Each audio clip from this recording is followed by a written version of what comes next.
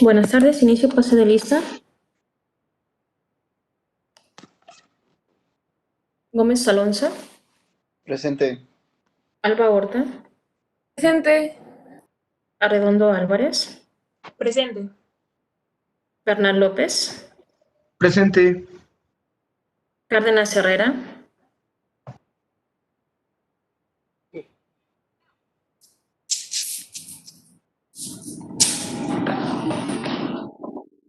Cárdenas Herrera, ok. Castañeda Monreal, Presente. Díaz de León de la Rosa, Presente. Presente. gracias. Díaz de León García,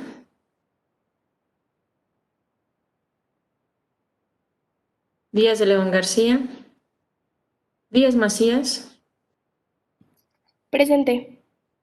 Fernández Delgado, Presente. Flores Morales, Presente. Gamboa Muñoz, García Gallegos, Presente. García González, Presente. Gutiérrez Reyes, Guzmán Rodríguez, Presente. Hernández Méndez, Presente. Jiménez García, Presente. Martínez Rodríguez, Melo Cortés,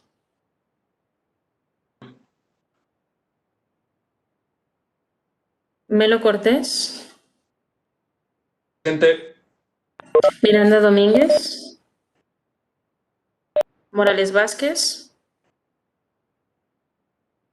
Reyes Romo, Rodríguez Mireles, Presente. Sánchez García, Presente. Sánchez Rangel, Presente. Torres Hernández, Presente. Vázquez Zacarías, Vite Gómez, Presente. y acá está.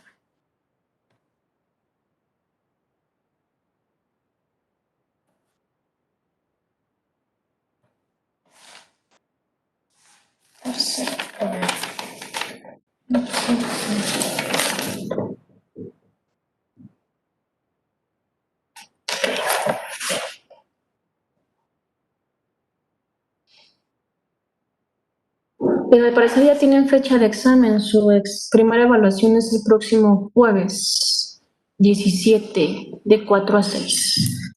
¿Hasta dónde va a venir? Hasta lo que veamos mañana, obviamente. Con ustedes tengo clases precisamente de jueves a viernes.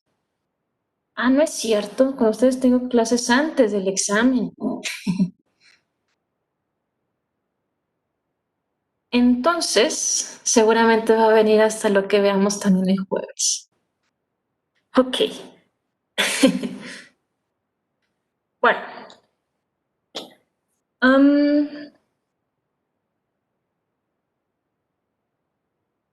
Matarlos. Tan y empiezan exámenes.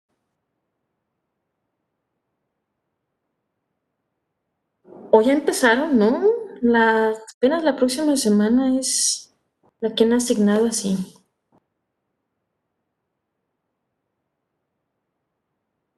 Bien. El primero es el más sencillo. Exactamente, el estudio empezó desde antes. Entonces, si es el más sencillo, yo espero puntajes altos. ¿Por qué? Porque el resto suelen ser un poquito más complejos. Para que lo tomen ustedes como un colchón, literalmente. ¿Tiene contenido clínico? Sí. Un segmento importante de clínica, sí. Contenido de sus libros también. Entonces hay que estar leyendo. Vamos a continuar. Hemos empezado nosotros ya cromosomopatías, que es precisamente el tercer tema que postula su examen. Clase previa estuvimos visualizando las características generales de ese cromosoma. la región de centrómeros, telómeros. Hicimos un paréntesis para hablar de las consideraciones acerca de las proteínas histonas, en algo que se llama código de histonas, que tiene una relevancia en lo que es la epigenética. Y una vez que nosotros ya identificamos la configuración general de ese cromosoma, pues necesitamos hablar de cómo vamos a estudiar ese cromosoma. Pues hablemos de técnicas de citogenética clásica y técnicas de citogenética molecular. ¿Qué población o a qué individuos estaría indicado un estudio de este tipo?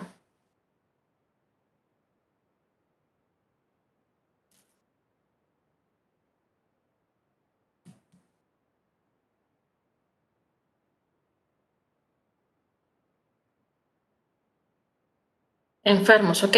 ¿De qué? ¿Bebés? ¿A todos los bebés?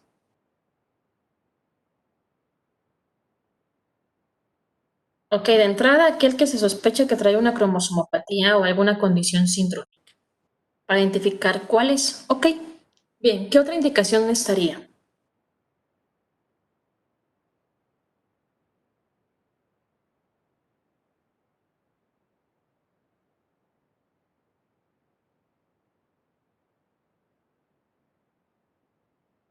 ¿Alguna otra opción? Dismorfias, ok. De hecho, se dice que aquel individuo que tiene una malformación mayor y 2 o más malformaciones menores está indicado. Ok, enfermedades que se puedan heredar, siempre y cuando sean reconocidas por un estudio de citogenética. Porque si hablamos de una enfermedad monogénica, la citogenética no me va a ayudar. Tengo que utilizar biología molecular. Bien, ¿qué otra indicación?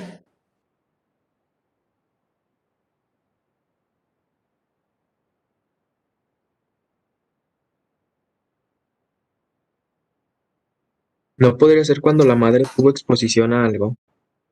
Exposición a teratógenos, ok, para ver el efecto. Probablemente me ayude. Sin embargo, ahí a lo mejor el estudio de primera línea no sería citogenética inmediatamente. Probablemente lo único que voy a ver como evidencia es a lo mejor se expuso a, no sé, a radiación en etapa prenatal. Yo espero defectos en extremidades. Lo diagnostico con un ultrasonido. La citogenética me va a salir normal en ese sentido. Dependiendo de la exposición va a ser qué metodología voy a utilizar. Si se expuso, si la mamá estuvo expuesta a agentes infecciosos, la citogenética me va a salir normal. Si trae una sífilis congénita, citogenética sale normal. El ultrasonido es lo que me va a ayudar. O sea, dependiendo de lo que, de esa exposición, ¿no? Para analizar cuál o en qué se equivocó el DNA. Ok, sin embargo, aquí la citogenética está enfocada a eventos a gran escala. Es decir, no voy a ver cambios de nucleótidos, no voy a ver ese tipo de rearreglos tan específicos, pero sí voy a ver segmentos cromosómicos de más o de menos, por eso es a gran escala. Bien, ¿qué otra indicación? ¿Alguna otra idea?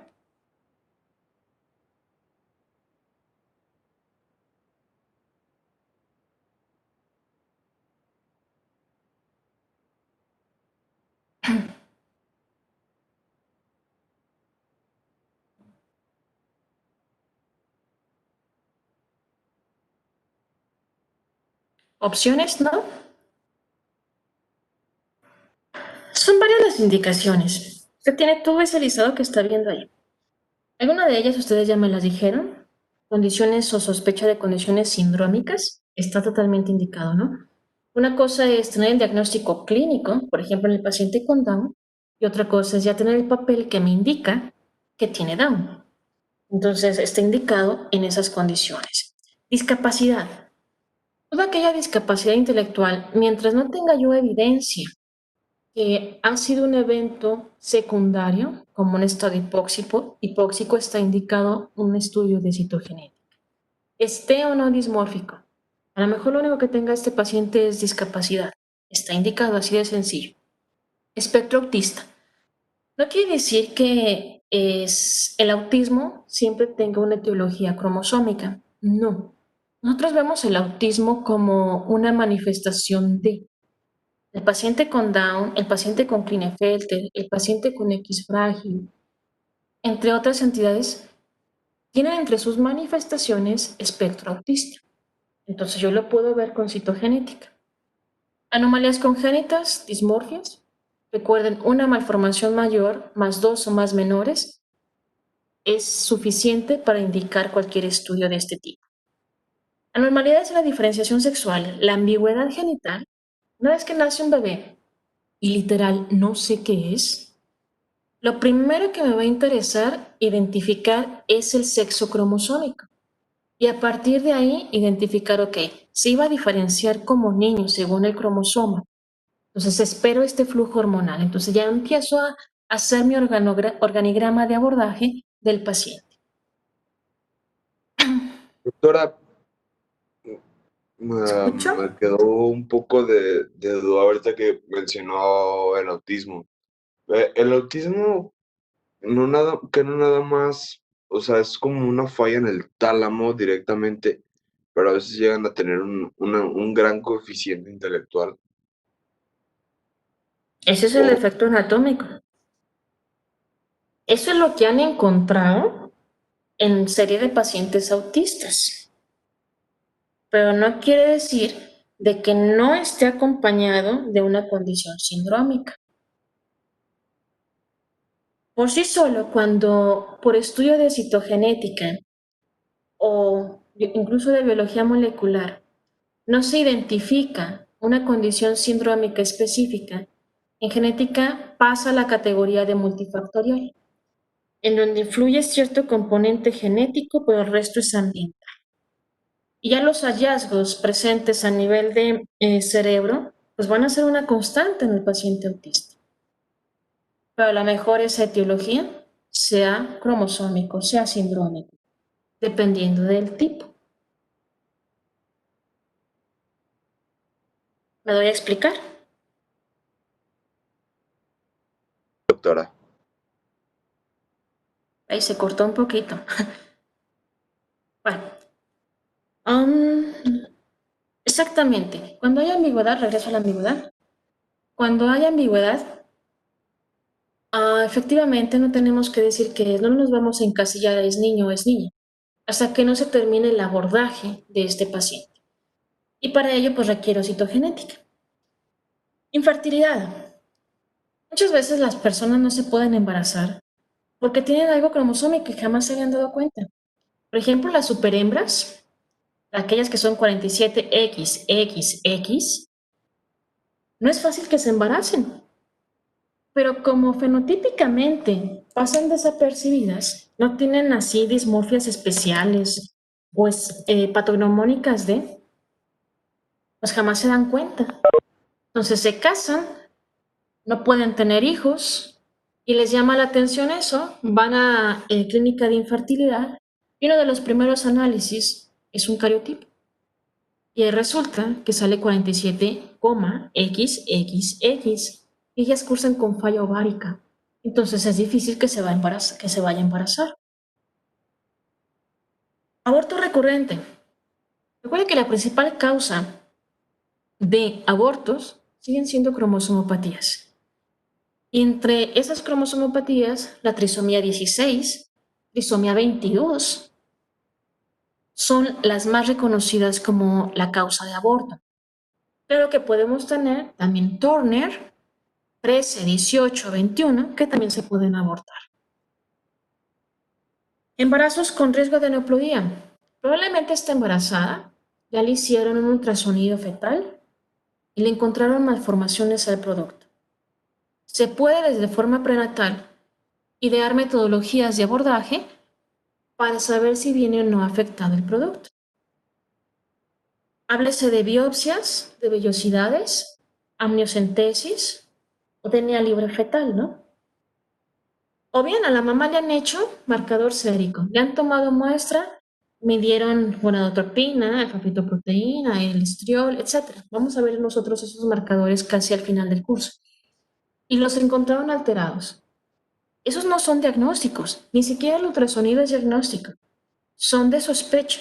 Entonces tengo que pasar a un estudio de citogenética que ya es la herramienta diagnóstica. Neoplasias, cáncer. Sobre todo, por ejemplo, en aquel paciente que tiene leucemia, es recomendable realizar cariotipo. ¿Por qué? No es lo mismo aquella leucemia que le encontré en el cariotipo translocación 922, el cromosoma 9 con el 22, el famoso cromosoma Filadelfia. En cuanto a pronóstico y tratamiento, eso le ayuda al hematólogo y al oncólogo a determinar qué puede pasar con el paciente. Y está indicada una citogenética. Bien, vamos a dividirlos entonces en aquellos estudios de citogenética clásica y la citogenética molecular. Empezamos con clásica. Y obviamente tengo que mencionarles desde qué se trata la citogenética, ¿no? Es una rama muy especializada de la genética que se encarga de estudiar al cromosoma. Él estudia desde su forma, su estructura, el comportamiento que tiene en los procesos de división celular y obviamente la relación con su patología. Y uno de los primeros estudios, de hecho de los más antiguos que contempla la citogenética, es el cariotipo. Sin embargo, hoy en día sigue siendo el gol estándar para muchas patologías. Cuando hablamos de cariotipo, no solamente es un procedimiento a nivel de laboratorio, sino ya la entrega de el orden de esos cromosomas. Ese orden que fue realizado gracias a una metafase, lo que observaron directamente al microscopio. Y los ordenan de acuerdo a qué? A su tamaño y morfología. Morfología tiene dos aspectos entonces. Es hablar desde dónde está su centrómero y entonces tenemos metacéntricos, submetacéntricos, acrocéntricos, que ya visualizábamos desde clasificación de Denver. Y el segundo aspecto de la morfología es el patrón de bandeo, el fenotipo que tiene el cromosoma cuando le pongo una tensión específica. De eso trata el cariotipo.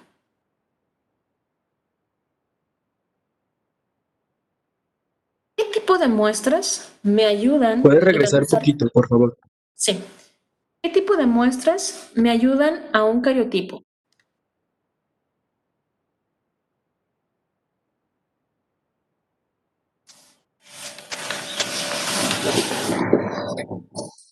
Tejido que sea somático, no ploide, ¿no, doctora? ¿Y tenga qué, perdón? Tejido a analizar en el cual sean somáticos, no haploides. Somáticos no haploides. Entonces, ¿no puedo realizar cariotipo de gónadas? Sí, pero bueno, más bien ahí sería como ya para la técnica de reproducción asistida, ¿no? Para ver el cariotipo sería ver directamente ya los genes apareados. Genes apareados. Cariotipo no tiene el alcance para ver genes. Es una distinción importante. No tiene esa resolución, eso no lo puedo ver. Pero técnicamente puedo realizar cariotipo de gónadas sin ningún problema. El problema es cuál va a ser, que no es de fácil acceso. No hay quien levante la mano y que en lugar de elegir muestra de sangre diga, hágame un cariotipo de gónada. No es tan accesible, ¿no? A menos que sea de tejido tumoral en gónada, ahí sí, quiera o no quiera, se debe de realizar de ahí. Dependiendo obviamente de la condición, será el tipo de tejido que se vaya a utilizar. Sin duda el más frecuente siempre ha sido lo que es el tejido sanguíneo, sangre. Ese es lo más frecuente, ¿no?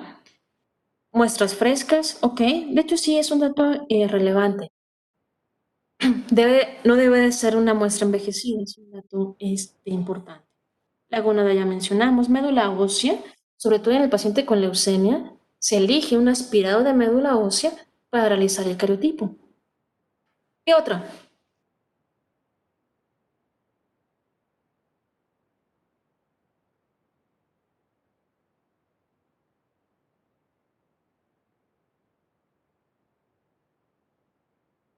Líquido amniótico, hago cultivo de amniocitos y hago cariotipo. No, sí se puede. De hecho, es de los tejidos específicos. Bien, ¿qué otro? Vellosidades coriales, también se puede. Crecen sin ningún problema. Bien. ¿Qué otro? Folículos. ¿Folículos pilosos nos referimos? Cabello. Ok. Aquí tenemos que tener una consideración importante. Es diferente el tipo de muestras que usted va a elegir para una citogenética y el tipo de muestras que va a elegir para un estudio de biología molecular. Ambos, el requisito es que tengan células con núcleo, es lo único que le pide. Célula con núcleo. Sin embargo, en biología molecular no requiero someterla a un cultivo. En citogenética sí, requiero cultivo. Y no todas las estructuras es fácil que crezcan en cultivos. Un folículo piloso no me va a crecer en un cultivo. Por mucho que yo le meta nutrientes y demás, es muy difícil. Entonces no se realiza. Pero sí me sirve si yo quiero un análisis de biología molecular. Si yo estoy en, no sé, criminalística o algo similar, el folículo me puede ayudar. Pero no para citogenética. Es distinto el tejido. Entonces, algo importante aquí, que todo estudio de cariotipado requiere cultivo y no todos los tejidos van a crecer. La muestra en sangre, sin duda, ha sido la más accesible para realizar un cultivo. Obviamente, no voy a buscar el eritrocito ahí. A mí lo que me interesa es el linfocito, porque el eritrocito de entrada, pues es una estructura de una célula que no tiene un núcleo. Piel. La biopsia de piel, los fibroblastos que puedo encontrar ahí, crecen en un cultivo sin ningún problema. Líquido amniótico ya lo mencionaron ustedes, la biopsia de vellosidades ya la mencionaron, médula ósea también lo mencionaron. Esos son los tejidos base que sirven para realizar un cariotipado. Ojo con la imagen ahí del tubo con sangre. Nosotros utilizamos los famosos tubitos ahí de colores, pero el que nos es de utilidad es el tubo verde, que contiene heparina. La heparina es un anticoagulante, usted sabe, que preserva mejor mis linfocitos, a diferencia del EDTA o del citrato que contienen los otros tubos. Bien. ¿Se acuerdan cómo se realiza un cariotipo? Por ahí en la práctica de biología molecular, donde vieron cariotipo en una laminilla, venía un fundamento. ¿Cómo se, cómo se realiza? Así como la imagen. O sea, ¿cómo?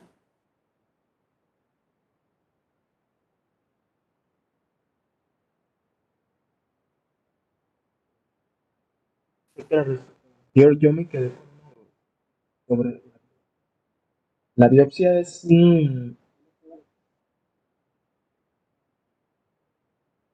Ay, empecé a oírlo, Cárdenas, y luego ya no lo oí.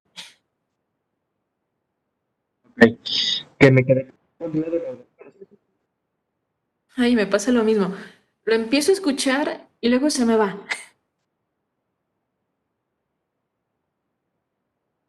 Bueno, ok.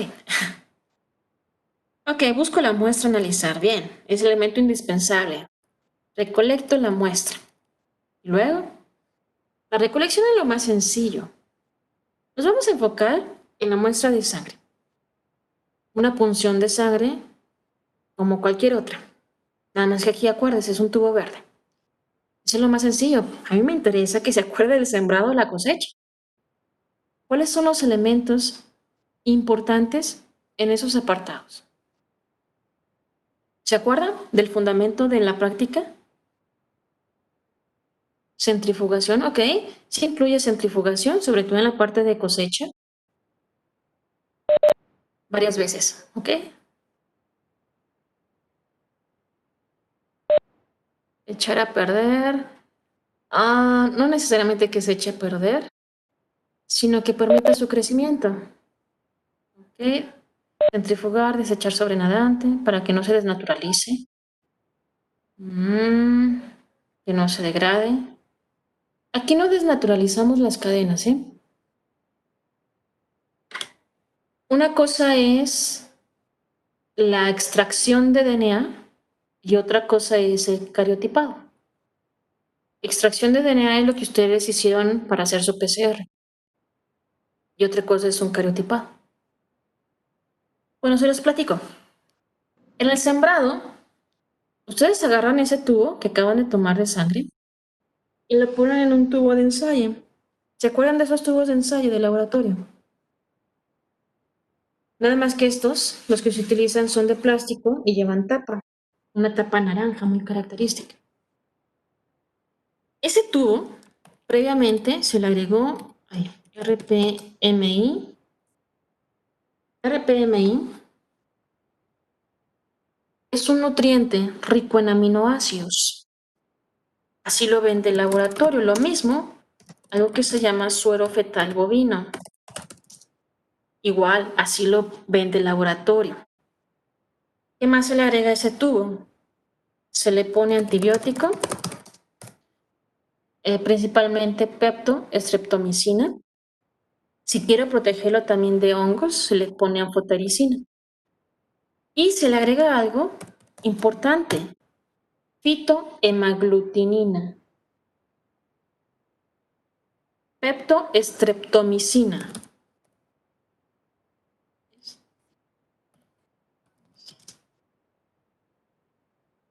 Es el antibiótico. Este tubo trae todos esos aditamentos para protegerla de infección. Favorezco su crecimiento con el mitógeno, que es la fitohemaglutinina, y le doy nutrientes. Ahí pongo 10 gotas de sangre que acabo de recolectar. Eso es el sembrado. Ese tubo lo mezclo, no con centrifugadora, no, todavía no, simplemente manualmente, giros de 180 grados un par de veces y lo llevo a una incubadora. Esa incubadora está a 37 grados y empiezo a semitapar el tubo. No es un sello completo. Debe de estar abierto para permitir el intercambio de gas. Ahí la dejo durante 48 a 72 horas. Ahí está mi sembrado. Enseguida paso a la cosecha. Saco la muestra de la incubadora y le agrego algo que se llama colsemid o colchicina. ¿Saben qué es?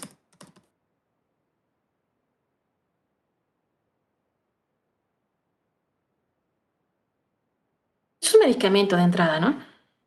Lo utilizan, por ejemplo, para el paciente que tiene gota. Nosotros no tenemos esa finalidad. La colchicina o el colsemid, en mi muestra, en mitosis, la va a detener en la metafase, porque impide el anclaje del uso mitótico.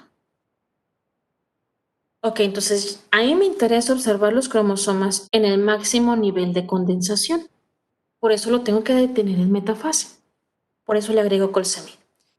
Ahora, una vez que agregué colsemid, la vuelvo a llevar a la incubadora. 45 minutos nada más. Saco mi muestra. Y luego le agrego algo que se llama KCl. Cloruro, ahí lo escribí al revés, perdón. KCl, bien. Cloruro de potasio. ¿Para qué es el cloruro de potasio? ¿Alguna idea?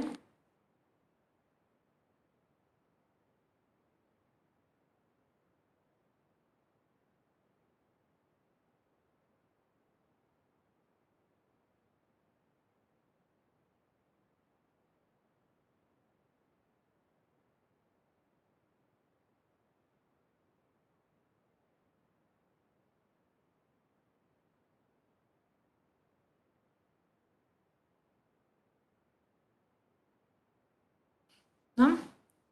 Inyecciones, bueno, sí tiene utilidades. Aquí me interesa que la célula se hinche. Entonces, cuando le agrego la KCl, ya las tengo previamente detenidas en metafase y la célula se empieza a hinchar. Una vez que agregué el KCl, agrego una prefijación. Sí, tiene electrolitos al final de cuentas, ¿no? Esa prefijación se lleva a cabo con algo que se llama Carnoy. Solución Carnoy contiene metanol con ácido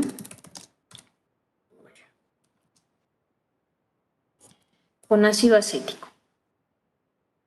Esa es mi prefijación. Y ahora sí, la llevo a la centrifugadora, 10 minutos, saco mi tubo, quito toda la parte de arriba que no me sirve, que es el sobrenadante, y hago lavados. ¿Con qué lo lavo? Igual con la misma solución Carnoy.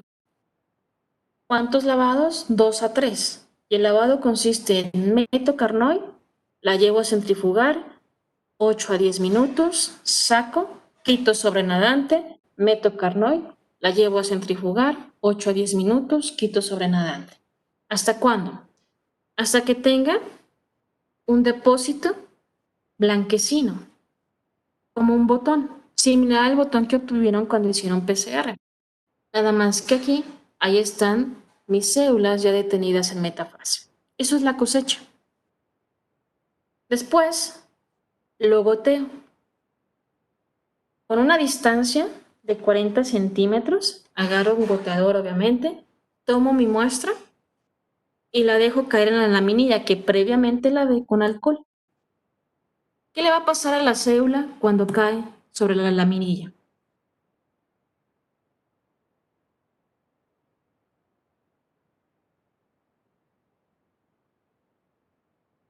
Se va a romper. Como estaba distendida, estaba hinchada la célula con el KCl, cuando cae la gota, se rompe y los cromosomas se expanden. Claro que va a haber uno que otro que quede empalmado. Coloco de 2 a 3 gotas en cada laminilla. Luego la vuelvo a llevar a una incubadora, 37 grados durante toda una semana. Esta es la maduración de mi laminilla. A la semana saco la laminilla y ahora sí, procedo a las técnicas de tinción. GTG, C, Agenor, R, etcétera, ¿no? Para finalmente analizar. Como usted se da cuenta, es un procedimiento artesanal, a 37 grados en incubadora. Tarda. Entonces no es posible que alguien le diga que el cariotipo se lo entregaron al día siguiente de haberle tomado la muestra. Desconfíe de ese resultado porque no se puede, ¿sí? Entonces son 2 semanas, por lo menos de procedimiento, más el análisis. Y en el análisis no solamente ven una laminilla, tienen que analizar hasta 20 a 25 metafases para poder emitir el resultado, porque tienen que descartar que no vengan mosaicos ahí. Entonces, es tardado. Por lo general, el laboratorio le va a decir, tu resultado va a estar en 3 semanas, si no es que hasta 4 semanas se lo entrega. Y es de esperarlo. ¿Qué tanto cuesta? Pero tipo normal, GTG, 6,000 pesos. Entonces es distinto, no es un estudio de biometría que me lo entregan al día siguiente o el mismo día, que le vale 80, 100 pesos probablemente. Entonces son distintos, ¿no? Por el tipo de metodología que utilizan y no es cualquier estudio. Luego entonces lo que hace el citogenetista es agarrar esa laminilla, se pone en el microscopio y la ve así, directamente, la metafase al microscopio. Antes eran tan extraordinarios que emitían su resultado directamente con la visualización, al microscopio. Posteriormente, ya esos microscopios se los conectaron a una computadora. Entonces la imagen la trasladaban a la computadora y la imprimían. Ya en la impresión los recortaban así como de cositas, recortaban todo, lo organizaban en la hojita y ya daban el resultado así.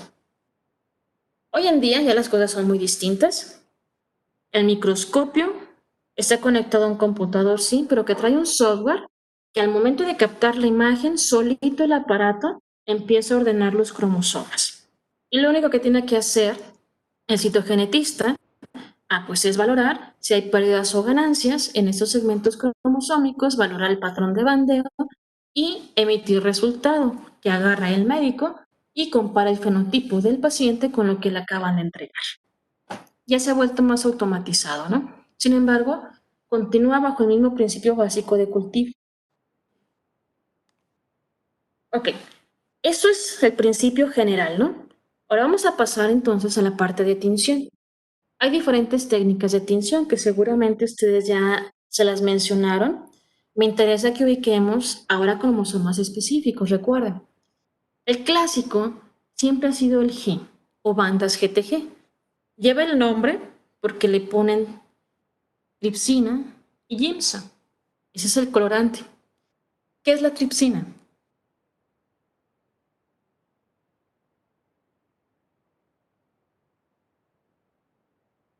Enlaces proteicos. Ok, es una enzima que se encarga, al menos la intención que a mí me interesa aquí, es entonces eliminar las histonas. ¿Por qué? A mí me interesa que mi colorante logre meterse a mi cromosoma. Entonces yo sé que ese cromosoma está bien empaquetado por esas proteínas. Entonces, de alguna forma trato como de desplazar a la proteína y permito la entrada del colorante. Y se hace un tren de bandeo. ¿Saben qué es un tren de bandeo? No.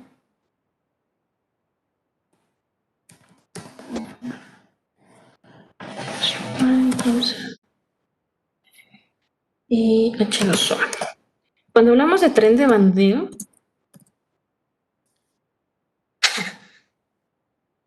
¿por qué les tengo que perdonar?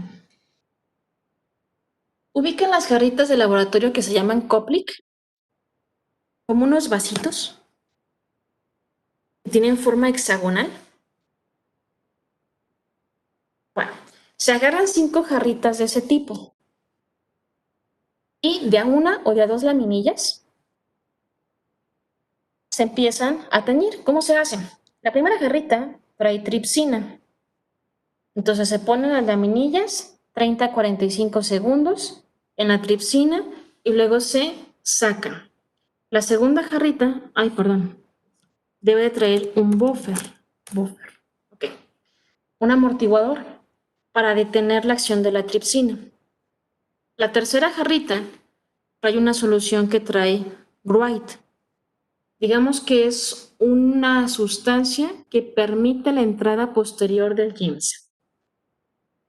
La cuarta jarrita, cada jarrita son de 30 a 45 segundos dependiendo de la experiencia de laboratorio. La cuarta jarrita trae ginseng, que ya es el colorante principal. Y la última jarra trae agua. Hay que lavar el sobrenadante. Eso es el tren de bandeo.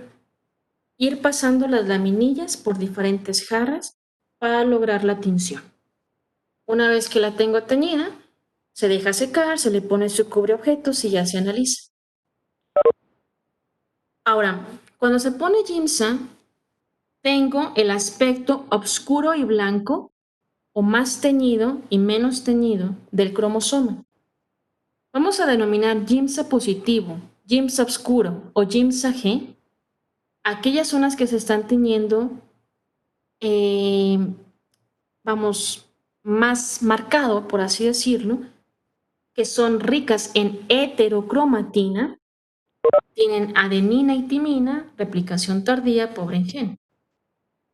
Y vamos a denominar ginseng clara, ginseng negativa o ginseng R, aquellas zonas que se ven blancas como eucromatina. Entonces aquí están las ricas en genes, ricas en guanina citosina y las en CpG, replicación temprana. Ese es el patrón clásico. Obscuro, ginseng positivo, claro, Giemsa negativo. Heterocromatina, eucromatina. Es una técnica entonces que me permite hacer la distinción entre zonas de cromatina eu y hetero. Ahí me regresé. Ok. Y es entonces, como usted está viendo, hay esa metafase que es de tensión bandas G. Esa es la metafase. Lo que resta es ordenarlo. Giemsa positivo son las bandas, las zonas ricas en heterocromatina, ricas en adenina, timina, zonas pobres en genes, replicación tardía. Es decir, las zonas oscuras que estoy viendo ahí. Y la CPG. Cuando usted tiene en una cadena del DNA citosina, guanina, ojo, en la configuración de estructura primaria sabemos que están unidas por enlace fosfodiéster. Las zonas ricas del genoma de citosina guanina se llaman islas CPG. La P es del enlace fosfodiéster. Por eso hablamos nada más de la estructura primaria, una sola cadena. Ok, entonces en esta metafase, todo lo que vean oscuro es Giemsa positivo, la zona de heterocromatina. Todo lo que vean más claro es Giemsa negativo o Giemsa R, eucromatina. Por eso en el cariotipo, por definición, es el orden de los cromosomas de acuerdo a su tamaño y morfología. Morfología de acuerdo a centrómero y patrón de bandeo, el fenotipo. Y ese patrón de bandeo es la zona de heterocromatina y de eucromatina. Y empezamos entonces con la distinción. Entonces la Giemsa G es la que tiñe la eucromatina y No. la R al revés, Al revés, la sí. heterocromatina, la clarita. No, va Y otra la vez. R, a ver, Giemsa positivo tiñe la heterocromatina, lo oscuro. Giemsa negativo tiñe la eucromatina, lo blanco. ¿Sí?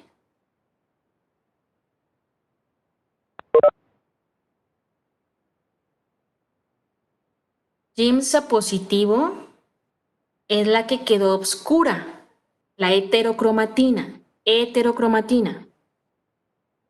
Giemsa negativo es la clara, eucromatina es la R.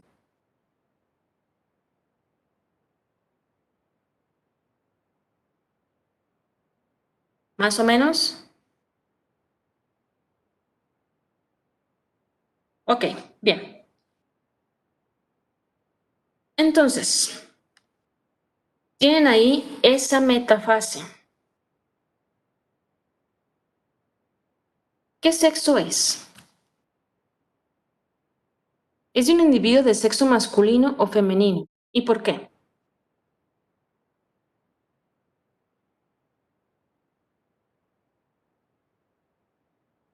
¿Por qué masculino? Su cromosoma Y. Ahí se ve, ok. En la parte central de esa metafase efectivamente quedó el cromosoma Y vean la característica que tiene ese cromosoma Y. ¿Es rico en qué? ¿En eucromatina o en heterocromatina? En hetero está. Ah, cara. Es muy oscuro. Es lo que caracteriza al cromosoma Y. De entrada ya cuando lo distinguimos, esto es de un cariotipo de un varón. No hay de otra. Y abajo, miren quién quedó. Es el cromosoma X. XY es un individuo de sexo masculino, aparentemente por cromosomas sexuales normales, ¿no? Ok. Vamos a empezar entonces a cambiarlos. Recuerde que hay que encontrar la forma más característica que a usted le parezca para poder hacer la distinción. ¿Tiene usted ahí un cariotipo, una metafase? que dice que es en la parte superior izquierda de un varón. Nuevamente, ¿en dónde está el cromosoma Y?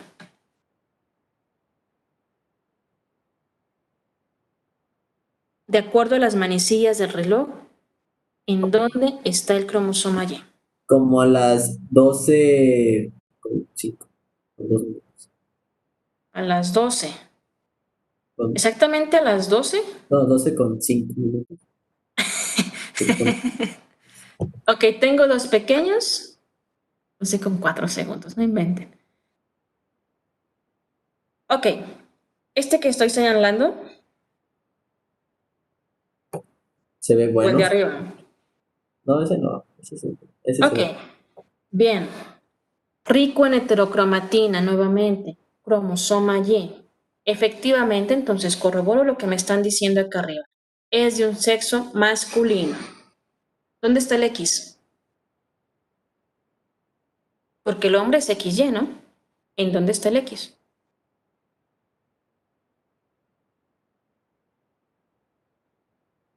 A un lado. Este no es el X.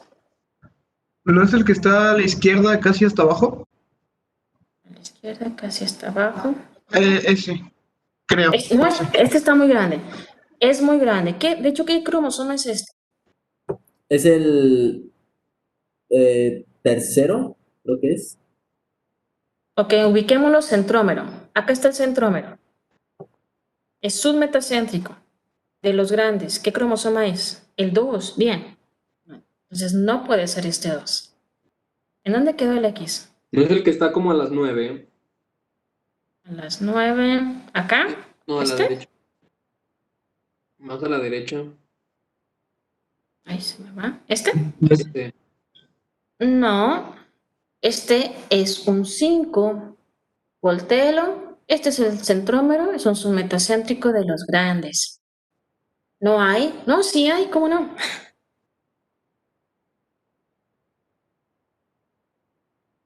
El de mero abajo. Mero abajo. Más bien del lado derecho, perdón. Casi al borde derecho. Borde derecho, dame un segundo, deja comer.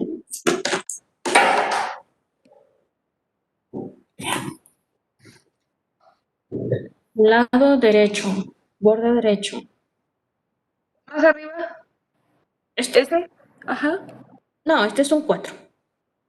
Está. No está como a la 1. Ah, sí, no.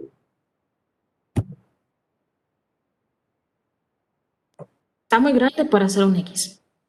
El centrómero está aquí, es metacéntrico. Brazo corto trae como una especie de cachucha. ¿Quién es?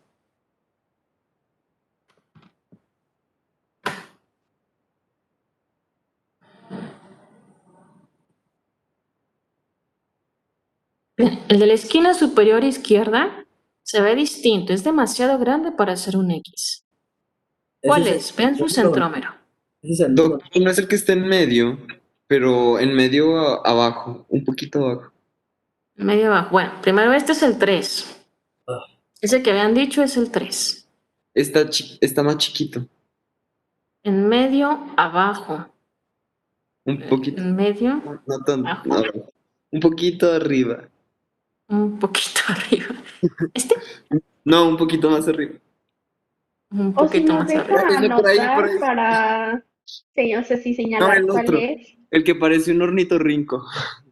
Ah, caramba. Ok. Puede anotarle si quiere. Porque yo no veo un ornitorrinco aquí. O sea, no es el que está hasta arriba, pero a la derecha. O sea, casi en el centro. No, más arriba. Ah, ok. No, ornitorrinco. A ninguno de los dos veo un ornitorrinco. No, no son el X. ¿No es ¿Dónde el que quedó? está abajo del azulito? Abajo del azulito.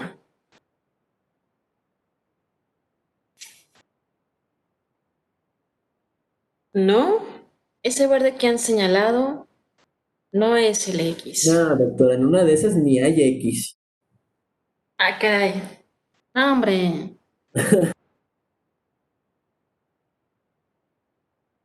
¿Ven este? ¿Ven mi cursor? Es mero, ese que acaban de poner ahí con muchas marcas. Si se tapa un ojo, se pone crema el otro. Yo creo que sí, de esa forma sí lo voy a ver. Ok, bien. Entonces este es un nombre, perfecto. El X, perdón, el Y no hay ningún problema. Usted se dio cuenta que es fácil identificar al Y. El X no tanto, porque se parece a todo el grupo C. Entonces es algo que siempre hay que considerar, ¿no? Ese detalle. Los cromosomas más sencillos, pues siempre han sido Y o estos. ¿Cuáles son estos que estoy señalando?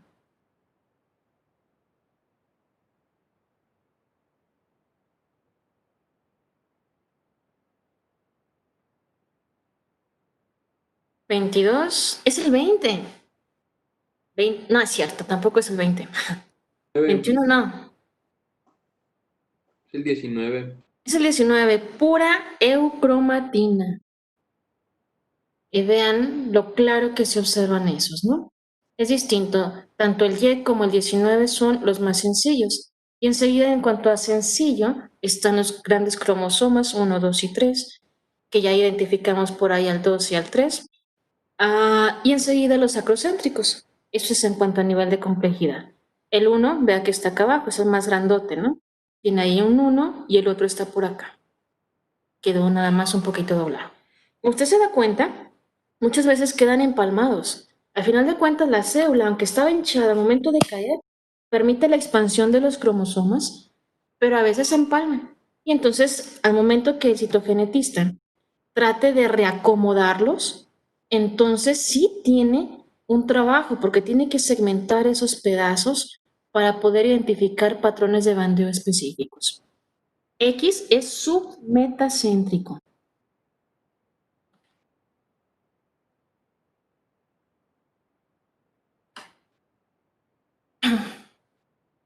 Ok, tienen ahí otra metafase.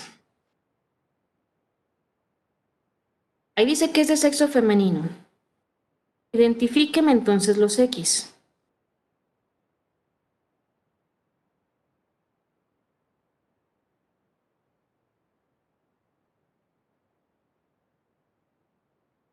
Exactamente, tienen que leer de 20 a 25 metafases.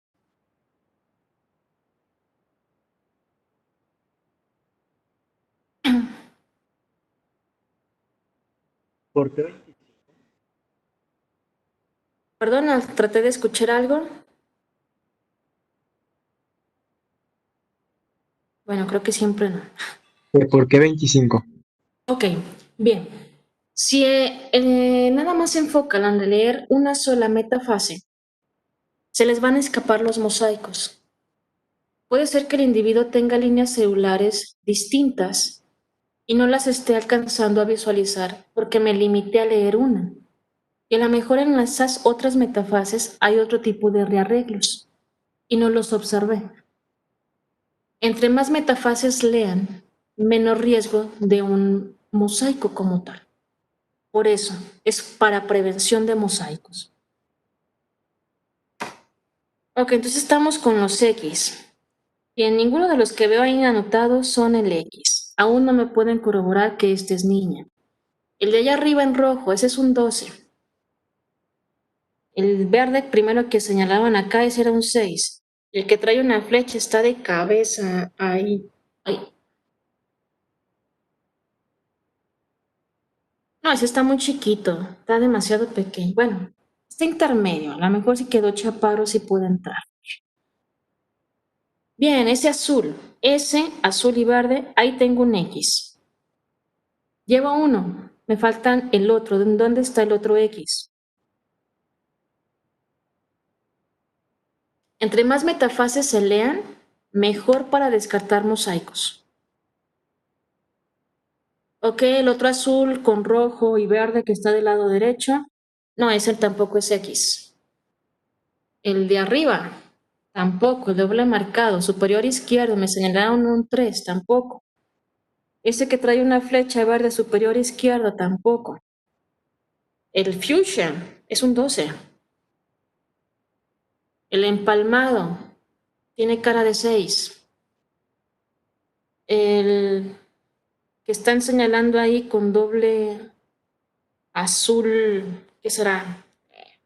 Azul verde, no sé qué color sea eso. Un poquito. Error de colores tampoco, ese tampoco es. El rojo no, ese es un 7. Han señalado 3. Bien, ya veo uno. Este que han señalado, que está del lado, literalmente, ese es el X y el otro está por acá. Tiene ahí los dos X. X, X. Luego entonces me va a decir, yo veo el de la izquierda versus este último de diferente tamaño. Efectivamente. ¿Por qué?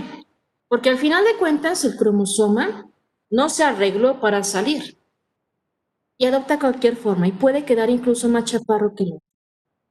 ¿Cómo se identifican que en verdad corresponde? No es trampa. Ahí viene el mayor trabajo. Porque una cosa es, ok, ahí está tu resultado del citogenetista, ¿no? Lo que hace el médico es verificar lo que hizo el citogenetista. Se agarra patrón de bandeo. Si el patrón de bandeo coincide, efectivamente, lo que me están entregando como resultado es correcto. ¿Ok? Bien. Es factible que ustedes se equivoquen señalando varios cromosomas del grupo C para poder localizar al X. Pero cuando ya me están señalando grupos como el 3 o el 1, que son muy grandes, ahí sí ya no, porque tan solo por tamaño es distinto. Perfecto. Entonces, en esa misma metafase vamos localizando a otros. Estoy señalando un cromosoma. Por centrómero, ¿es metacéntrico, acrocéntrico o submetacéntrico?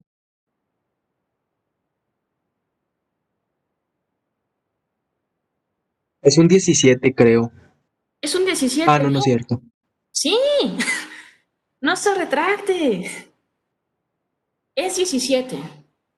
El centrómero está aquí.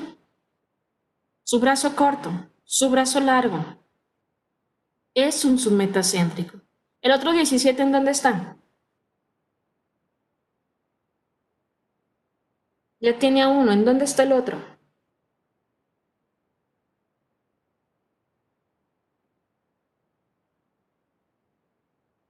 No, ese no es 17. Ese bien, ese que está en azul. El primero que señalaron en azul fuerte, ese es el otro 17. Quizá diga, bueno, uno está doblado para un lado y otro para el otro. Y uno es más ancho que el otro. Sí, nuevamente voy a lo mismo. No están posando. Tal como cae la metafase, así queda el cromosoma. Lo único que hay que estar distinguiendo es si en verdad coinciden patrones de bandeo. Ok, bueno. Esos que acaba usted de localizar ahorita son estos dos que están ahí, cromosomas 17. Los del cromosoma X vienen acá abajo, vea que tienen distinto tamaño, pero corresponden ahí patrones de bandeo. Si le digo que no lo voy a poner, le estaría mintiendo y entonces se va a dar de topes cuando lo vea. Entonces mejor hay que empezarse a acostumbrar. Bien, son la 1:05, descansamos 5 minutos y ahorita 1:10 continuamos. Recuerda que lo primero que debe de identificar es tamaño. Enseguida, centrómero, porque ya nos vamos a enfocar en la morfología. Centrómero y distinguir submetacéntrico, acrocéntrico o metacéntrico. Y luego ya patrón de bandeo. Para eso requieren visualizar varios cariotipos una y otra vez.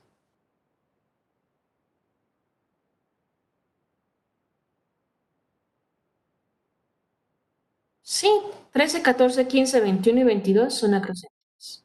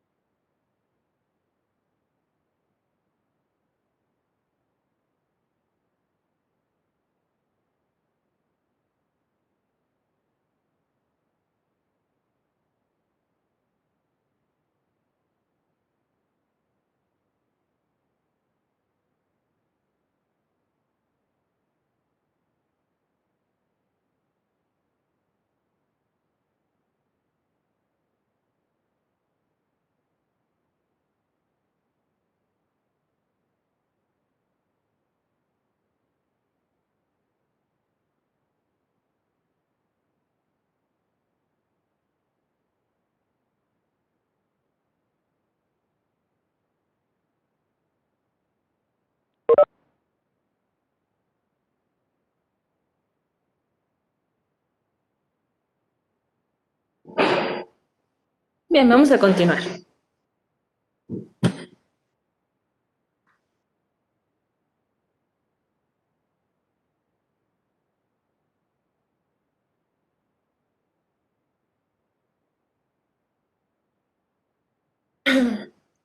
Luego entonces usted se ha estado dando cuenta que a veces el cromosoma no sale como a usted le gustaría verlo para poder identificarlo. Puede salir que ni siquiera le permite identificar bien un patrón de bandeo a simple vista. Por eso se utilizan este tipo de diagramas que acompañan a los cromosomas. Son ideogramas. Un ideograma no es más que un patrón de bandeo clásico de cada estructura para permitir la visualización correcta de cada segmento cromosómico y poder emitir resultados certeros. Se puede consultar este tipo de imágenes por ahí en sus libros de texto. Este, si no me equivoco, corresponde al libro Thompson, 7ª edición, si no me equivoco, donde me pone segmentado, brazo corto, brazo largo, identificando región, banda, subbanda, etc. Evidentemente yo no le pienso pedir que se aprenda esto, tómelo como referencia únicamente. Ahora,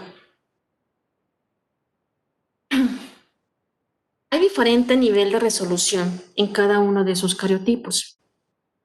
Entre mayor nivel de resolución, más definido tengo un segmento cromosómico.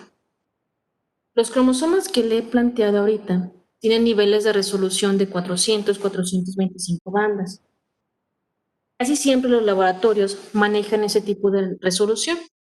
Vea entonces los cromosomas, 400 bandas, 425, 550, 650 y todavía hay otro de 850 bandas. ¿Qué les nota a los cromosomas? ¿Qué les pasa conforme aumentamos nivel de bandeo o resolución? ¿Qué les pasa?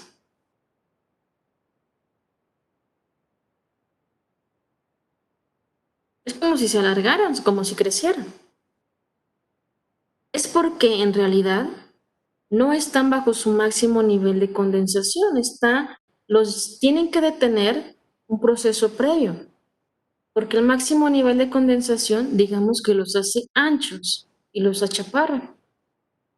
Cuando yo quiero ver cada segmento específico, tengo que alargarlo. Bajo un juego térmico, modificaciones específicas de la temperatura, logro obtener este tipo de resolución. ¿Cuál es el inconveniente? Que es difícil obtenerlos. Parte de que también suelen ser más caros. Y segundo, no cualquiera los lee. Porque no es la misma morfología que usted le va a encontrar, por ejemplo, al 18 en un patrón de 650 o de 850 al de uno de 400, 425 bandas. Es distinto e incluso hasta los acrocéntricos le dudamos que sean el acrocéntrico porque es más complejo tratar de visualizarlos. Permite mayor detalle. Por ejemplo, si en un cariotipo de 425 me quedó la duda que lo estoy viendo más chico, pero en verdad parece que sí perdió un segmento, no es de que se haya quedado más chaparro, puedo pedir uno de alta resolución. Y entonces con ese me permite distinguir si en verdad o no perdí ese segmento. Pero repito, no cualquiera los hace.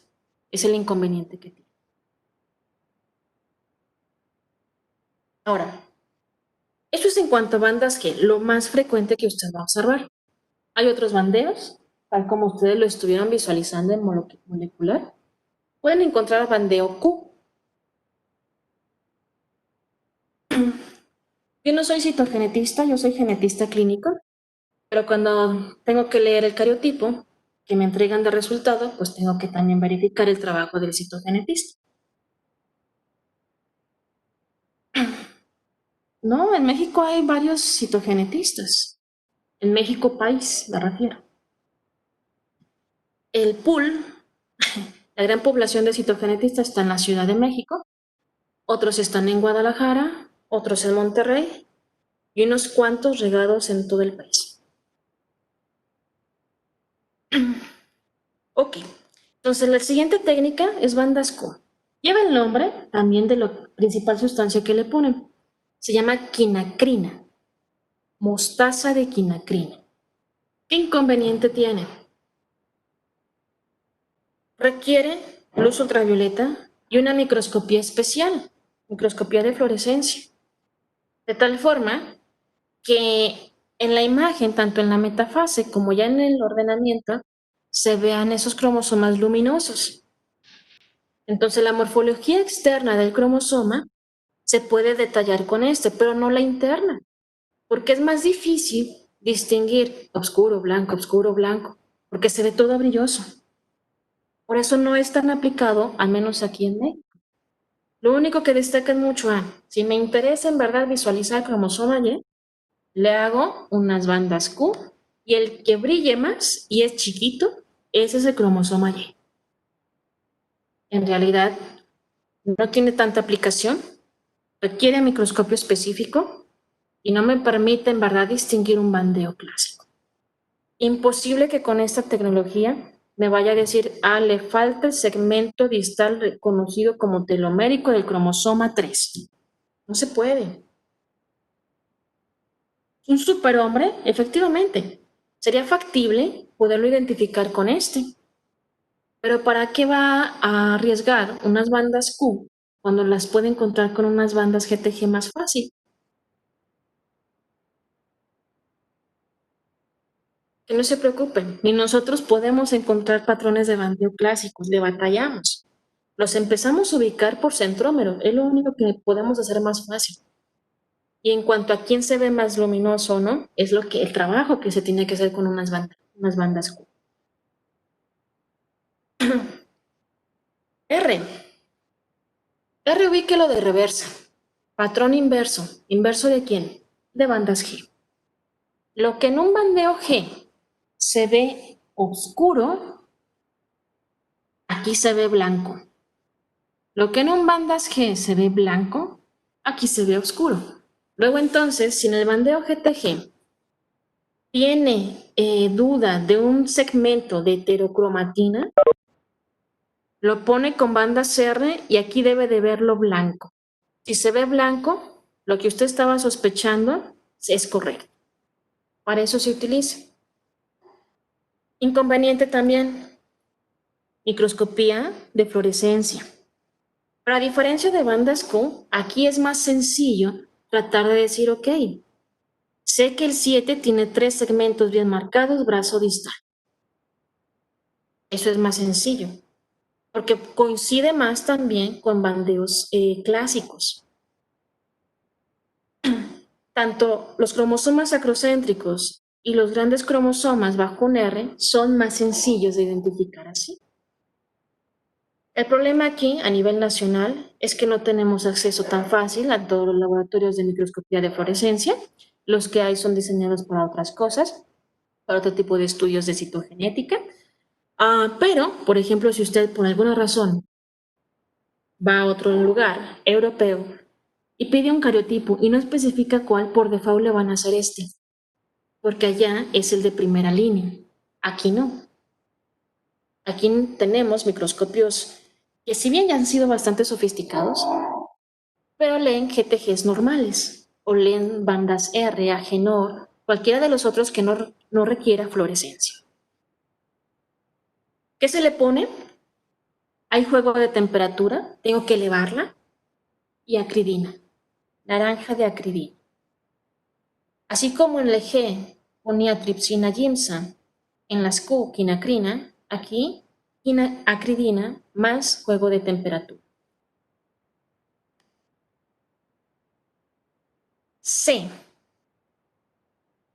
Banda C tiñe heterocromatina constitutiva del centrómero. ¿Qué le pongo? Ácido clorhídrico e hidróxido de bario.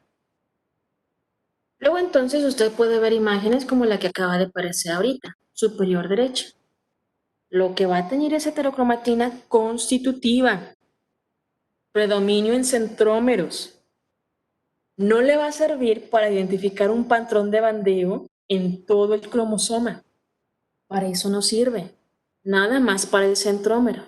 Si usted le agrega también un poquito ahí de ginseng, también puede encontrar imágenes así, en lila, en donde la zona más marcada corresponde al centrómero. Ahora, en la imagen inferior derecho,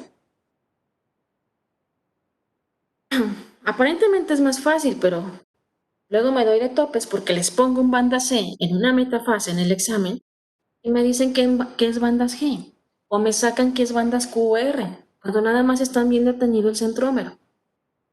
No se confíen. Imagen inferior derecha, vea que es distinta la zona de heterocromatina que está teniendo en cromosoma 1, cromosoma 9, 16 y Y. Se tiñe más esa zona. E incluso nos lo reportan. Hay zonas de heterocromatina adicional en tales cromosomas. ¿Cómo interpreta uno eso? Como polimorfismos. Son variantes normales. Es decir, en una población, si yo le hago banda C, voy a encontrar más heterocromatina en el 9. Si son varones, el Y va a estar bien heterocromático, porque es un varón tan solo por eso. Por el 1, 9, 16 siempre van a estar más heterocromatinos en centrómero. Son variantes, no dan significado de patología. No. En una sola metafase no se pueden hacer diferentes bandeos porque voy a empalmar. Lo que se puede hacer de un solo paciente, en una laminilla le pongo un bandeo, en otra laminilla otro bandeo, y así. Si no, hasta para mí, visualmente, me es difícil tratar de identificar qué quiso visualizar en ese patrón. Entonces, no se puede. Con fines de análisis me refiero. ¿Puede repetir lo de polimorfismo? Sí. Cuando uno tiene un polimorfismo, son variantes normales que encontramos muy frecuente en una población, que no traducen la patología. Generalmente el término ustedes lo utilizan en biología molecular. Cambios de nucleótidos por otros frecuentes en la población que no son patológicos. Pero aquí hablamos de zonas de heterocromatina. Entonces son zonas heterocromáticas mayores en ciertos cromosomas que tampoco se consideran patológicos. Ahora, en verdad, grabe bien cómo se ve el centrómero en este tipo de bandeo. ¿Por qué? Porque esta metodología la puedo utilizar en condiciones patológicas que incluyen defectos en centrómero, como cuál, Roberts o Focomelia SC. ¿Qué le observan a ese paciente? Obviamente es un paciente post-mortem, ¿no? Es un óbito. ¿Qué tiene ese paciente?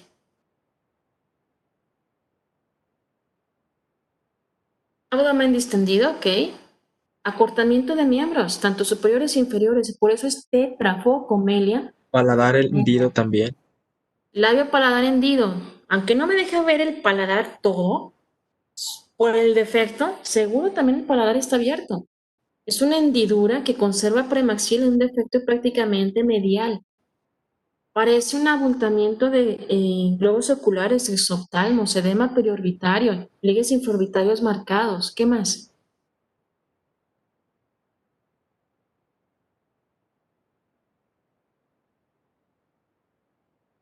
¿Qué más se le ve? Los dedos. ¿Tiene dedos de más? No, entonces no puedo ponerle poli. Es adactilia, ¿no? Más bien. Adactilia sin dedo. Sindactilia es fusión. Si hay una fusión parcial de esos dígitos. Oligodactilia.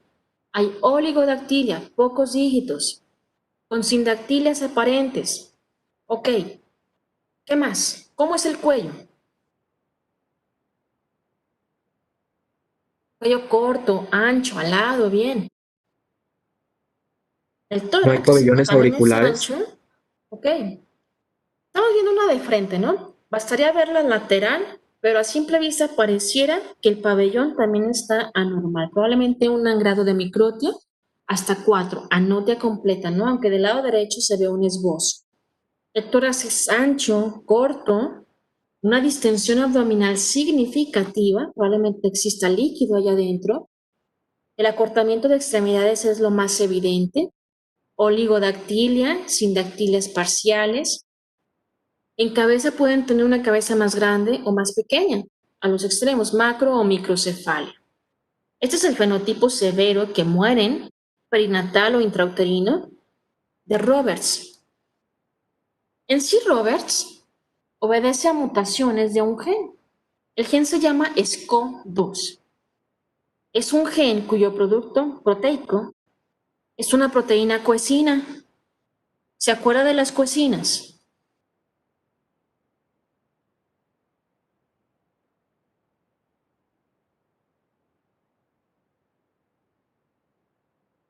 ¿En dónde estaban las coecinas?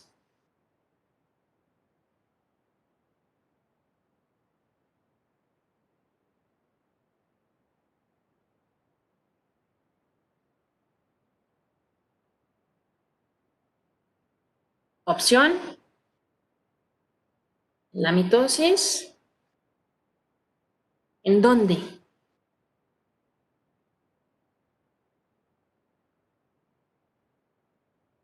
Puede estar tanto en mitosis o meiosis, ¿eh? En metafase. Coecina es distinto a condensinas, ¿eh? No es lo que separaba las cromátides. No las separa, las mantiene unidas. Ah, Mantiene unidas las cromátidas. Son las proteínas que deben de romperse para permitir la separación de las cromátidas. Ok, entonces ya ubiqué en dónde están estas proteínas. SCO específicamente son de coecinas cercanas al centrómero. Los pacientes cursan con restricción de crecimiento intrauterino, los efectos que ya muchos acabamos de mencionar acá. Si acaso nos faltó el riesgo que tienen de generar neoplasias. Entonces, pueden morir y aquellos que sobreviven tampoco les va bien, tanto por el aspecto físico en extremidades, deterioro neurológico, pero también por si fuera poco pueden desarrollar cáncer, tumoraciones como cuál, rhabdomiosarcoma, tumor de músculo esquelético y tumores del nervio oculomotor. Este es el fenotipo drástico, severo. Se mueren, pero los otros sobreviven, como la imagen que está viendo ahí. Obviamente, las extremidades tienen unas malformaciones significativas. No todos van a acompañar de efectos de hendidura facial, pero sí son dismórficos al final de cuentas. Cuando uno les hace cariotipo banda C a estos pacientes, encontramos la imagen inferior derecha. Ok, macrodontia también trae. ¿Qué se observa en esas bandas C?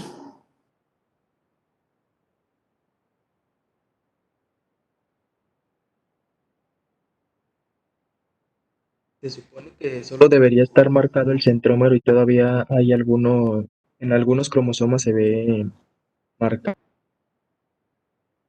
Ok, al final de cuentas alcanzó a tener otras las zonas de zonas distales. heterocromatina. ¿Pero qué más? Porque al final de cuentas, ese fenómeno también lo observó en un cariotipo banda C en paciente normal. Pero vi que bien centrómero. Vea cómo es la tinción en alguien normal a nivel de centrómeros y cómo es la tinción en alguien que tiene Roberts a nivel de centrómeros que hay. ¿Cómo se observa? en algunos no está totalmente teñido. Ok, como puntos, no está total, se separó. SCO, producto proteico coecina específica a nivel de la región centroamérica, se vuelve laxo, la función de la proteína ya no está bien porque está mutada. Entonces las cromátidas se ven como separadas. Eso, visualmente, con una banda C, son 2 puntos. Eso es ya patológico para Roberts. Entonces, siendo una patología en realidad monogénica, gen específico asociado, yo puedo con una técnica de tinción citogenética evidenciar el mal funcionamiento de esta proteína.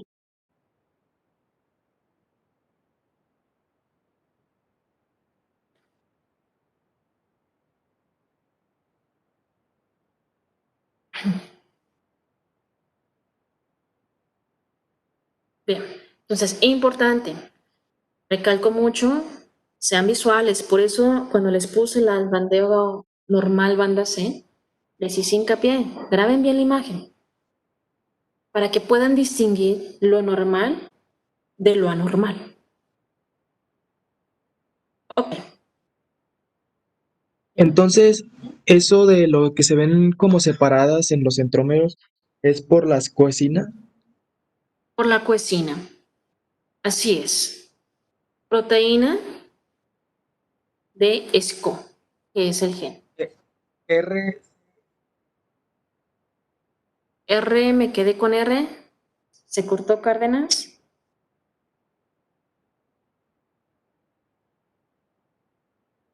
Ay, me quedé con la RC. E. Ok. RCIU significa restricción de crecimiento intrauterino.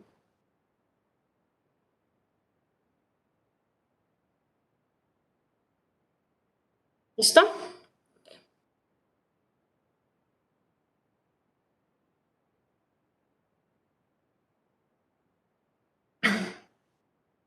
Ok, siguiente tinción. AG-NOR. AG porque lleva nitrato de plata.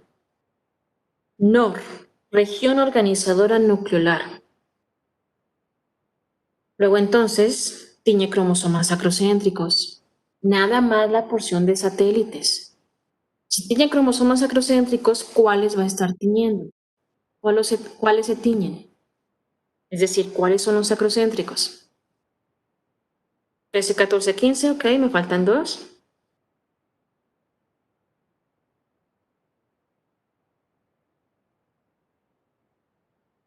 ...21 y 22, ahí lo tiene en la imagen. Entonces me va a tener el grupo D y el grupo G únicamente. Si usted lo que quiere es identificar los cromosomas acrocéntricos de este individuo, se pone AG-NOR. Y específicamente la porción de sus satélites es lo que va a estar marcado. Como observa, tampoco le va a permitir distinguir un patrón de bandeo, que si haya cromatina o cromatina no. No es específico. Una vez que se tiñe la porción de satélites, ya nada más se van acomodando en cuanto a tamaño. Y ya tengo que es del grupo D, es 13, el 14, el 15, o del grupo G, puede ser 21 o puede ser 22, nada más.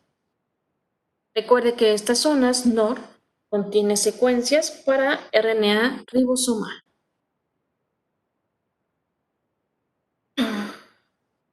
Ahora, hay otra técnica. De hecho, las siguientes dos que voy a mencionar se utilizan para patologías que tienen predisposición a cáncer. Pero cáncer de diferentes segmentos, no específico como el que veíamos para Roberts. La primera se llama intercambio de cromátidas hermanas y la segunda, aberraciones cromosómicas espontáneas inducidas. La primera se basa en un evento normal que ocurre en la fase S de intercambio, ¿no? Sabemos que en la fase S pues debe ocurrir replicación, debo abrir cadenas, separarlas, luego empezar ahí a meter nucleótidos para hacer replicación al final de cuentas. La técnica se basa en engañar al genoma. ¿Cómo? Sabemos que debe de poner timina, ¿no? Como uno de los nucleótidos ahí. En la técnica se mete BRU o BRDU, significa bromo desoxiuridina. La bromodesoxiuridina es un análogo, se parece tanto a la timina que si yo la meto en las células, empieza durante la replicación, en lugar de meter timina, va a meter a la bromo. Por eso es engañar al genoma. Ahora, para lograr ver los sitios donde metió la bromodesoxiuridina, le agrego una tinción específica que se va a teñir esas zonas. Se llama bisbenzimida. Con eso, yo ya tengo la molécula que lo engañó, que es bromo, y la sustancia que identifica la molécula que engaña, bisbenzimida. ¿De qué trata esto? Cuando se hace el cariotipo, puede obtener 3 tipos de metafases. Como a mí lo que me interesa es ver aquellos segmentos donde se rompió la cadena e intercalé la bromodesoxiuridina y mi genoma tuvo la capacidad de volver a cerrar las cadenas, entonces tengo una cromátida de un color y otra cromátida de otro color. Es lo que a mí me interesa ver. Pero si yo estoy observando todo de un solo color, esa no me sirve, porque no veo el intercambio. De eso se trata la técnica, valorar intercambios. Pero si veo predominio de zonas blancas, tampoco me sirve, nuevamente por la misma razón. Entonces la imagen superior derecha es la que le va a servir. Se llaman imágenes de segunda división o cromosomas arlequines, precisamente por la apariencia que da. Un lado de un color y el otro lado de otro color. En esta metodología se leen las 25 metafases de segunda división o del cromosoma arlequín y hay como unas reglas para valorar los intercambios. ¿Qué reglas? Cuando el segmento que se intercambia adicional, digo adicional porque lo que yo espero es un lado de un color y otro lado de otro color como un arlequín, cuando encuentro uno adicional en la parte distal, doy un punto.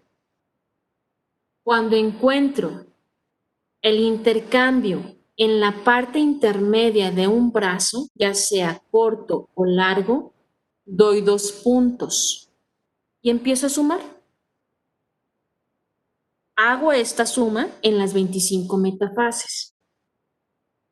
El individuo normal logra tener entre 2 a 5 intercambios normales. Más de 5, pero menos de 20, sospechoso. Más de 20, patológico. Luego entonces, ¿cómo se lee esto? Tiene ahí una metafase del lado inferior derecho. Se divide obviamente en cuadrantes y se empieza a leer en sentido de manecillas del reloj. Mi intención es encontrar intercambios diferentes a un arlequín. Entonces, justo donde está mi cursor, tenemos un intercambio. Está distal. Lleva un punto. Continúo leyendo. He encontrado otro intercambio, también distal. Llevo 2 puntos. Continúo leyendo, sentido de manecillas del reloj. Tengo otro intercambio, distal, 3 puntos. Continúo leyendo. Tengo otro intercambio, distal, aunque es amplio, sigue siendo distal, 4 puntos. En esta zona medial tengo otro intercambio, distal, 5 puntos. Y así las 25 metafases. Si en cada metafase no supera el número de 5, normal. De 5 a 20, sospechoso.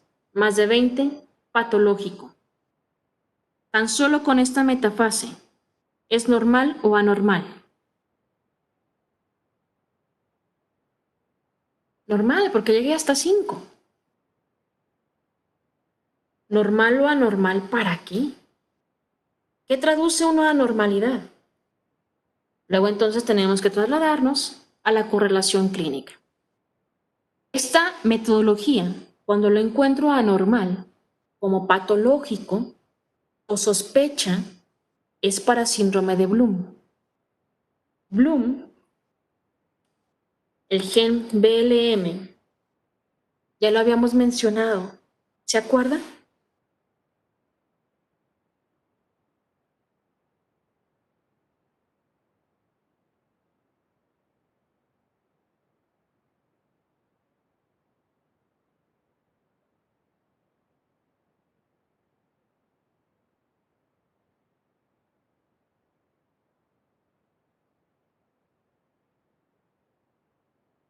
El silencio es sí, el silencio es no.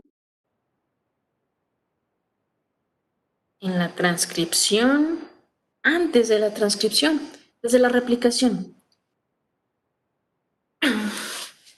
La proteína de Bloom, que lleva el mismo nombre, BLM, Bloom, pertenece a una familia que se llama recohelicasa.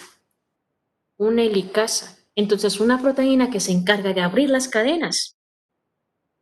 Cuando se muta, cuando está mal, entonces hace una serie de reaperturas en sitios alterados, en sitios errados, que no corresponden conforme va el proceso de replicación. Entonces, cuando yo someto al paciente que tiene Bloom a un intercambio de cromátidas, como va a estar intercalando bromodesoxyuridina en sitios donde está mal la proteína, empieza a intercalar por todos lados. Y el resultado es como la imagen inferior derecha. A simple vista, aún sin contarlos, es una metafase totalmente patológica. Puntilleo por todos lados. Entonces decimos que es una metafase de intercambio de cromátidas con un patrón moteado del cromosoma Arlequín. Patológico. Bloom. Un síndrome que vamos a ver de predisposición a cáncer, talla baja, una facies que conforme pasan los años se vuelve más fina porque pierden tejido adiposo, una voz muy, muy aguda, otitis media de repetición, riesgo de cambios de pigmentación en piel con cualquier efecto solar. Y cualquier efecto es hiperpigmentaciones o hipopigmentaciones en zonas expuestas al sol. En casos leves, cambian nada más de coloración, pero en casos severos, es literalmente quemaduras solares inmediatas, con riesgo evidentemente de melanoma. Sí, talla baja es una de sus principales características. Adicional, el paciente varón, el hombre, suele cursar con infertilidad porque BLM se mete con la generación de espermatozoides. Entonces tienen azoospermia y no se pueden reproducir. Las mujeres no, las mujeres sí conservan una fertilidad normal. Ok, esta es la principal aplicación clínica de esta metodología. A nivel de investigación, se utiliza bajo efectos de toxicología. Se le da una sustancia o un químico al individuo o al animal de investigación y se valora el efecto que tiene este químico en cuanto a los intercambios.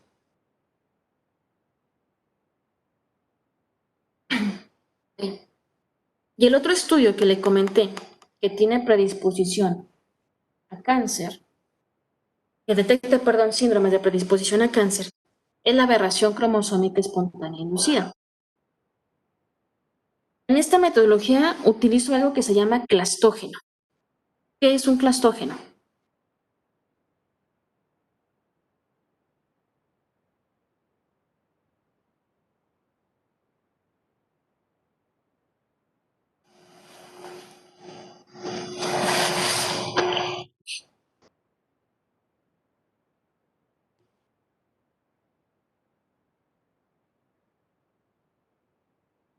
¿Alguna idea de qué es un clastógeno?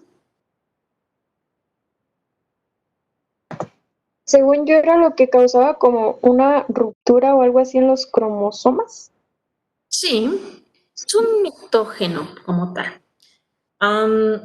Específicamente genera rupturas en los cromosomas. Entonces la técnica literal es retar al genoma. Le agrego clastógenos y me pongo a ver si es cierto que repara. Por eso es retar. Los dos clastógenos que se utilizan es mitomicina C y diepoxibutano, o MMC o DEF. Me sirve para identificar cualquier enfermedad de predisposición a cáncer con fragilidad cromosómica, por ejemplo, ataxia telangiectasia, me sirve para Nick Mayen, me sirve para Xeroderma pigmentoso, etc. Y una de las más representativas es Fanconi. Exactamente, si no repara, pues ya es patológico, algo está pasando con el paciente. Entonces, en la anemia de Fanconi, parto de un individuo que lo que caracteriza, como lleva el nombre, pues es anemia. Pero siempre que cuando uno se enfrenta a una anemia, tengo que investigar o es o no sindrómica. De eso se trata para ver si es de competencia genética o no. Si no es de competencia genética, pues se trata simplemente de una anemia plástica idiopática y eso lo trata el hematólogo. Pero si la estoy viendo, talla baja, facies triangular, tosis palpebral, microcefalia, manchas café con leche, pabellones de baja implantación, exacto, puente nasal ancho, si le abro la boca, es un paladar ojival. Entonces eso apunta a que es sindrómico. Y lo más seguro es que lo primero que tenga que descartar es Fanconi. ¿Cómo le hago? Pues le meto esta técnica. Lleva un cariotipado normal, como las técnicas que hemos visto, pero le agrego esos clastógenos. Estoy retando a su genoma a ver si es cierto que va a reparar esa serie. Y entonces, intencionadamente, trato de evidenciar rearreglos como este. Rupturas de una cromátida, rupturas cromosómicas cuando las dos se parten, ruptura cromatídica con desplazamiento del fragmento o ruptura cromosómica con desplazamiento del fragmento, cuando en las imágenes da la apariencia que se intentó romper, pero ahí está el fragmento, entonces se llaman gap o intervalos cromosómicos. Sí, está en las dos cromátidas, pero también puede ser un gap de una sola cromátida. Esas son las figuras que podemos encontrar, que en realidad son sutiles.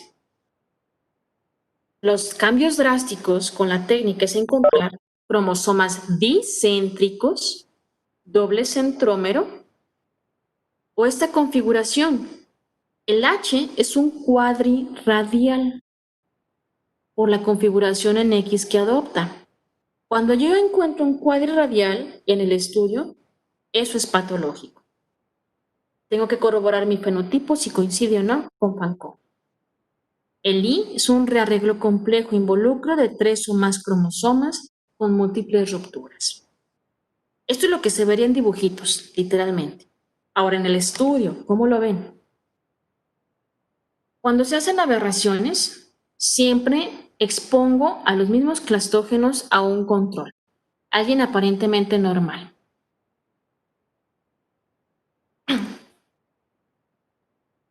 Y, obviamente, a mi paciente. El inciso A es mi control. Lo sometí a los mismos clastógenos, pero parece que logró reparar bien. Si acaso alcanzó a preservar ahí una ruptura cromatídica, pero estable, no es llamativo. Pero ve al inciso B. Hay cuadrirradiales, rearreglos complejos en un segmento, hay rupturas cromatídicas, otro cuadrirradial, hay una ruptura cromatídica con desplazamiento. Tiene un sinfín de alteraciones que automáticamente ya me dice, eso es patológico. Desde que veo ya un cuadrirradial, patológico. Lo único que me queda es visualizar mi fenotipo del paciente y corroborar que sea Fanconi. ¿Me di a entender?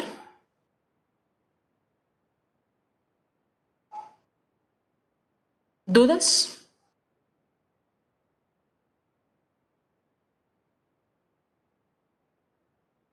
Ok, entonces el día de hoy ahí nos vamos a quedar.